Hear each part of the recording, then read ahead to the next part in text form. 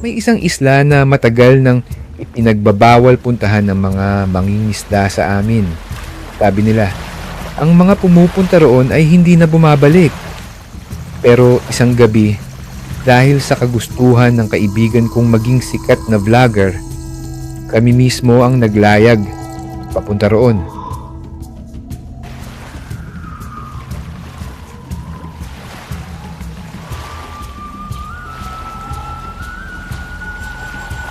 Ako si Nilo at hanggang ngayon hindi pa rin nawawala sa isip ko ang gabing iyon.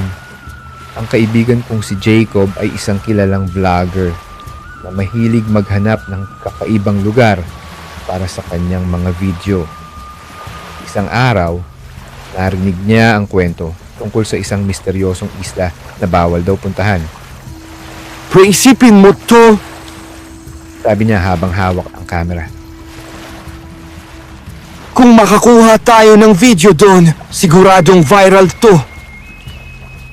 Ayoko sana. Maraming matandang mangingisda ang nagbabala sa amin. Sabi ng isang matanda. Huwag kayong pupunta doon. Hindi tao ang nakatira sa isla na iyon. Pero matigas ang ulo ni Jacob. Nakakakulit niya. Napasama ako sa paglalayag. Isang hapon, narating namin ang isla at doon nagsimula ang lahat. Sa unang tingin, napakaganda ng lugar.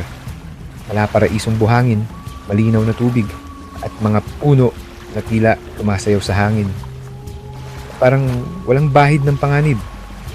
Mas lalo pa kaming nagtaka nang salubungin kami ng mga ngiting mga taga-baryo. Sabi nila,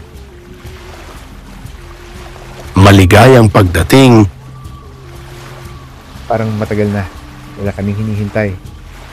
Pinakain nila kami ng masasarap na pagkain, ihaw na isda, matatamis na prutas, at mga putahe na hindi ko pa natitikman.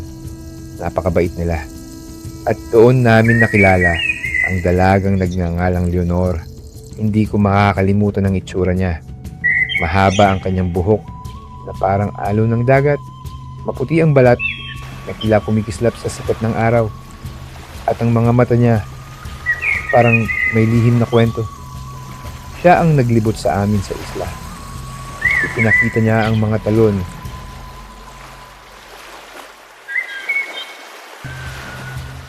Ang mga kuweba.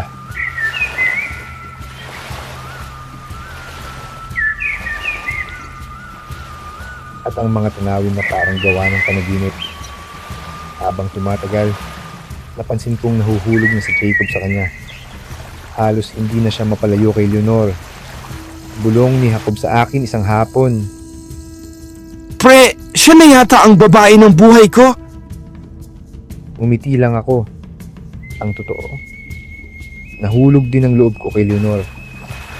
Pero masaya si Jacob, kaya nagparaya na lang ako. Ang gabi, hindi ako makatulog. Tahimik ang buong isla. Naglakad ako papunta sa dalampasigan. At doon ko siya nakita. Si Leonor. Nakatayo siya sa tabing dagat. Nakatitig lang siya sa gitna ng karagatan. Pero, ang mas nakakatakot, parang may kinakausap siya. Mahina ang boses niya. Parang bulong sa hangin. Hindi ko marinig yung mga salita. Pero ramdam kong hindi siya nag-iisa. Kinabahan ako. Kaya bumalik na lang ako sa kubo. Hindi ko sinabi kay Jacob ang nakita ko. Sa isip ko, baka nag-iisip lang siya. Pero mali ako. Dumating ang gabi ng kabilugan ng buwan. Nagising ako sa kakaibang ingay. May mga boses sa labas ng kubo. Mahinang usapan. Lumapit ako sa bintana at narinig ko ang mga salitang hanggang ngayon ay bumabagabag sa akin. Handa na ba sila? Oo, sa gabing ito natin sila kakainin. Nalamig ang buong katawan ko. Agad kong ginising si Jacob. Pre, kailangan na nating umalis. Nagmadali kaming lumabas at tumakbo papunta sa dalampasigan kung saan nakaangkla ang bangka namin.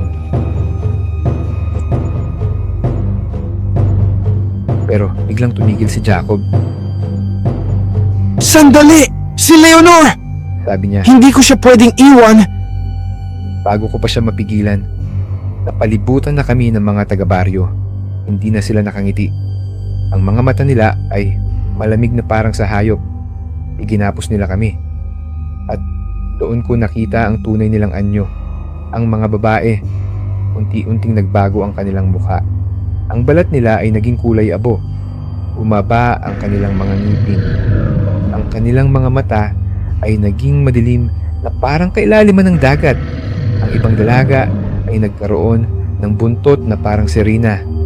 Pero ang kanilang mukha ay napakapangit at nakakatakot. Ang mga lalaki naman ay naging syokoy. May kaliskis, may hasang, at na may mga matang gutom na gutom. Sigaw ng sigaw si Jacob.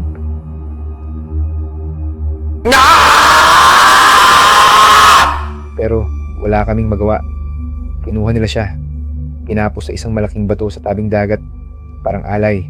Biglang tumahimik ang buong isla. At mula sa dagat, may gumapang palabas. Isang malaking sirena. Mahaba ang katawan, makintab ang buntot at nakakatakot ang mukha. Pero nang makita ko ang kanyang mga mata, napagtanto ko na kung sino siya. Si Leonor. Hindi maaari. Ulong ko, umiti siya. Isang ngiti na hindi ko makakalimutan. Pagkatapos, dahan-dahan siyang gumapang papunta kay Jacob.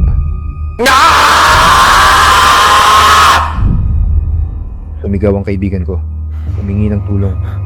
Pero wala akong nagawa. Sa harap ng buong baryo, sinunggaban siya ni Leonor. At kinain nila ang kaibigan ko.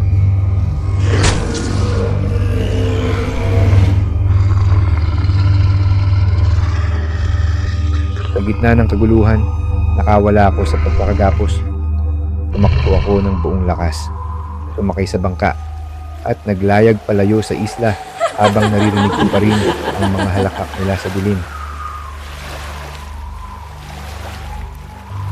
Akala ko tapos na ang lahat. Pero habang nasa gitna ako ng dagat, may nakita ako sa bag ni Jacob. Ang camera niya. Binuksan ko ito. May isang video na nakarecord. Ang video ng isla, ang mga tao, at si Leonor. Pero sa huling bahagi ng video, may isang frame na hindi ko napansin noon habang kinukunan ni Jacob ang isla. May mga anino sa ilalim ng tubig. Dos-dosenang mga nilalang. Nakatingin sa amin mula sa dagat at sa pinakahuling segundo ng video, lumapit sa camera ang mukha ni Leonor. Umiti siya at tila nakatingin direkta sa akin. Hanggang ngayon, hindi ko pa rin binubura ang video na yon. Dahil may isang bagay akong napansin kagabi habang pinapanood ko ulit. Sa likod ni Leonor sa dagat, may bangka na paparating sa isla. At may dalawang tao doon, mga turista. Hindi nila alam kung ano ang naghihintay sa kanila. At alam kong kapag dumating sila roon, hindi na rin sila makakabalik.